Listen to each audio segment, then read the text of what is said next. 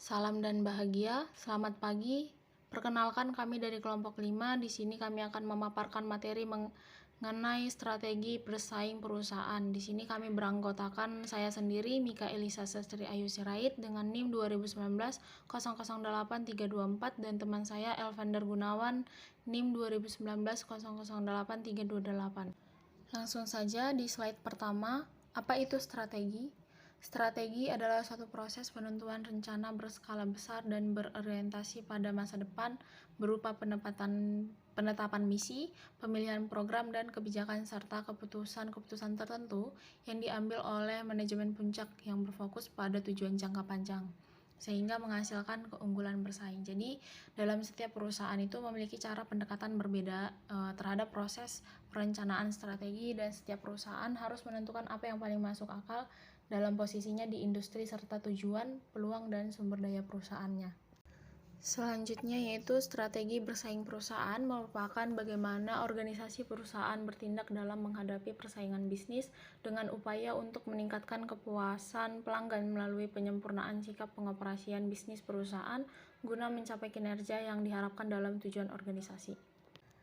Nah, di dalam konsep strategi bersaing perusahaan ini, menurut Suryana pada tahun 2006, dalam manajemen strategi terdapat istilah 5P, yaitu perencanaan, pola, pattern atau posisi, perspektif, dan permainan atau play. Yang pertama yaitu perencanaan atau plan, di mana konsep ini tidak lepas dari aspek perencanaan, arahan, atau acuan gerak langkah perusahaan untuk mencapai suatu tujuan di masa yang akan datang. Akan tetapi tidak selamanya strategi adalah perencanaan ke masa depan yang belum dilaksanakan. Strategi juga menyangkut segala sesuatu yang telah dilakukan di masa lampau, misalnya pola-pola perilaku bisnis yang telah dilakukan di masa lampau.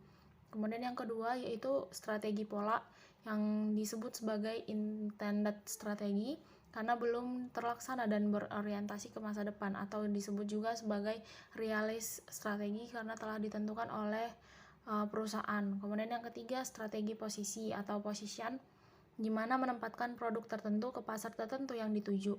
Strategi ini sebagai perusahaan cenderung melihat ke bawah, yaitu ke satu titik bidik di mana produk tertentu bertemu dengan pelanggan dan melihat keluar, yaitu meninjau berbagai aspek lingkungan eksternal.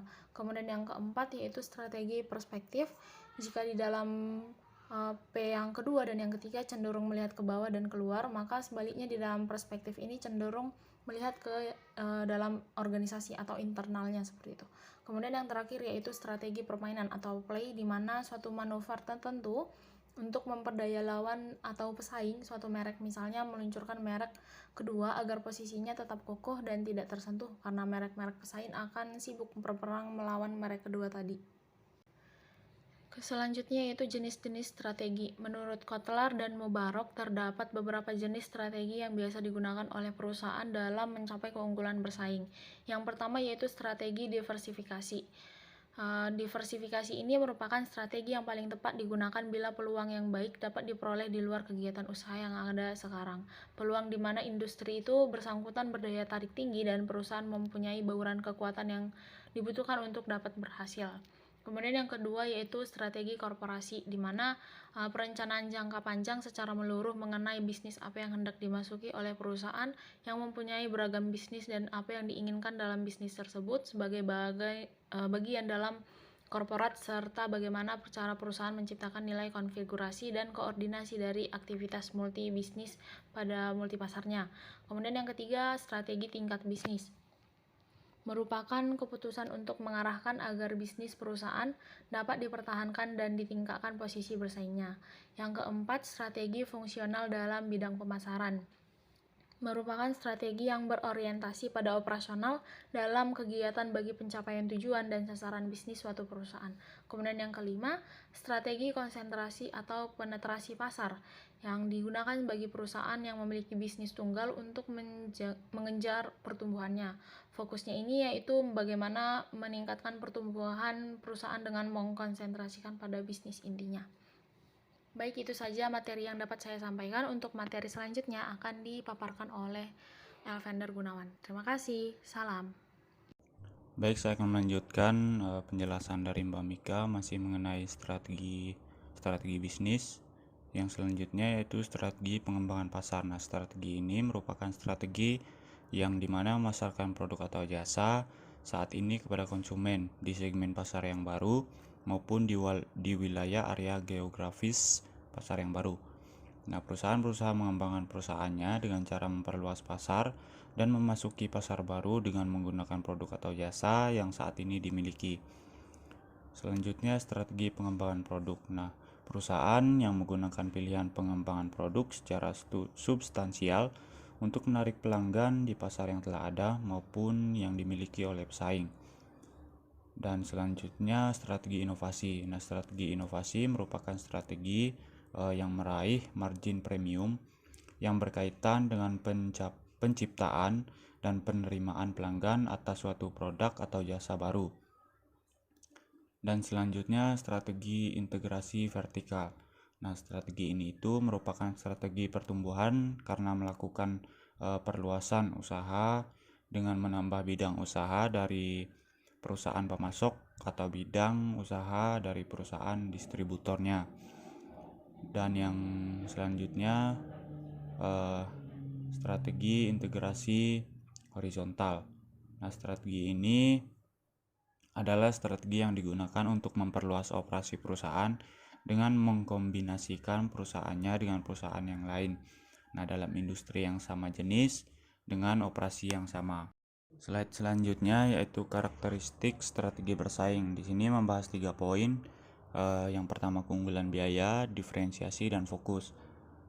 Yang pertama ya, pada karakteristik strategi bersaing ini ada target strategi, di mana keunggulan biaya yaitu mempunyai target pasar yang lebih luas. Diferensiasinya juga memiliki pasar yang lebih luas, dan fokusnya mempunyai keunggulan biaya yang lebih rendah dari pesaing atau atribut khusus atau unik untuk segmen pasar yang lebih sempit. Dan kedua ada garis produk. Keunggulan biaya yaitu membuat produk dengan sedikit variasi, dan diferensiasinya membuat produk dengan banyak variasi, dan fokusnya membuat produk yang spesial yang ditujukan pada segmen pasar yang sempit. 3. Penekanan produk. Nah, keunggulan bersaing mengidentifikasi penurunan biaya secara terus-menerus, yaitu tanpa mengorbankan kualitas dan atribut produk yang penting. Dan diferensiasinya menciptakan value bagi pembeli dan ciptakan produk yang superior. Dan fokusnya membuat produk dengan harga murah atau unik yang ditujukan untuk pangsa pasar yang sempit. Dan yang keempat, strategi bertahan. Nah, keunggulan biayanya itu menawarkan harga ekonomis dan bertujuan untuk mempertahankan keunggulan biaya. Dan diferensiasinya mengkomunikasikan poin perbedaan dengan cara yang kredibel dan berusaha secara terus-menerus melakukan inovasi untuk menghindari imitasi pesaing. Dan fokusnya membuat produk dengan harga yang murah dibanding pesaing atau menawarkan produk unik yang ditujukan untuk pangsa pasar yang sempit, dan perusahaan tidak perlu masuk ke segmen pasar lain untuk menambah kategori produk untuk pasar yang luas. Dan selanjutnya yaitu faktor-faktor dari kegagalan strategi. Di sini ada beberapa faktor. Yang pertama yaitu strategi yang tidak actionable. Nah, hal ini terutama diakibatkan karena tidak adanya sosialisasi strategi. Nah, ini disebabkan karena manajemen tidak mampu mengkomunikasikan hal tersebut atau memang tidak dikomunikasikan sama sekali. Dan yang kedua, tidak adanya hubungan antara sumber daya dan strategi. Nah, secara fatal yang kerap terjadi ketika organisasi makin membesar adalah tidak dilakukannya perencanaan strategi sumber daya manusia agar tercipta keselarasan antara tujuan, visi, dan kompetensi individu dengan organisasi di setiap tingkatan. Dan 3. Tidak terhubungnya anggaran dengan strategi. Nah, anggaran menjadi pusat dalam proses manajemen. Nah, orang-orang digerakkan oleh anggaran. Nah, dalam situasi ini, di mana strategi tidak terhubung dengan baik ke anggaran, maka pencapaian individu dan organisasi menjadi tidak selaras dan dengan sasaran strategi yang tepat. Dan selanjutnya yang terakhir, kelemahan sistem pembelajaran strategi yang amat minim dibanding evaluasi kerja operasional. Nah, hal ini berarti perusahaan tidak saja kehilangan momentum untuk mengevaluasi efektivitas strateginya secara kontinu. Nah, namun yang lebih parah lagi, perusahaan tidak mampu membuat skenario keunggulan perusahaan di masa yang akan mendatang. Dan pada slide selanjutnya, di sini terdapat artikel sebagai contoh kasus, yaitu pada perusahaan PT Citra Surya Pasifik. Produk dari PT Citra Surya Pasifik merupakan produk pangsa pasar menengah di bawah, di mana dapat diartikan bahwa produk perusahaan bersaing dengan banyak sekali produk. Berdasarkan analisis lingkungan internal, menunjukkan bahwa kekuatan perusahaan yaitu ketika perusahaan selalu memantau konsumen potensial untuk mengetahui kebutuhan dan keinginan konsumen melalui survei pelanggan. Perusahaan memiliki pemasok bahan baku yang terjamin. Perusahaan juga selalu melakukan kontrol kualitas terhadap hasil produksi, dan perusahaan bekerja sama dengan banyak retail dan toko grosir. Sedangkan kelemahan yang dimiliki perusahaan ini yaitu perusahaan kurang aktif dalam melakukan kegiatan promosi. Perusahaan tidak memiliki dana cadangan untuk perputaran modal usaha, terdapat masalah piutang, tidak dibayar tepat waktu oleh toko-toko grosir. Berdasarkan analisis lingkungan eksternal, menunjukkan bahwa perusahaan memiliki peluang karena pertumbuhan industri garment saat ini sangat bagus. Dilihat dari minat masyarakat akan fashion yang selalu ada dan selalu berubah-ubah mengikuti perkembangan zaman. Membuat permintaan akan produk itu terus meningkat dan membuat jumlah penjualan juga meningkat. Didukung dengan banyaknya retail dan toko grosir yang ada di dalam industri garment. Ini sangat banyaknya penjahit yang dapat digunakan dalam mendukung produksi barang. Hambatan yang sering ditemui perusahaan itu di mana banyak perusahaan-perusahaan yang menghasilkan produksi jenis didukung dengan inovasi yang dimiliki serta dengan adanya MEA. Membuat regulasi barang impor lebih mudah diterima oleh pemerintah. Dan strategi yang strategi yang tepat untuk perusahaan dengan melakukan strategi insentif melalui penetrasi pasar dan pengembangan produk. Penetrasi pasar dilakukan perusahaan karena perusahaan saat ini sedang mengalami peningkatan penjualan dan permintaan akan produk. Dengan adanya peningkatan skala ekonomi yang mendukung kondisi perusahaan sekarang. Di mana perusahaan sudah menjadi pemain lama di industri dan brand perusahaan yang sudah cukup dikenal oleh masyarakat. Sehingga perusahaan melakukan penetrasi pasar dengan mendorong lebih tinggi kegiatan promosi, yaitu melalui pamflet, radio, dan juga internet.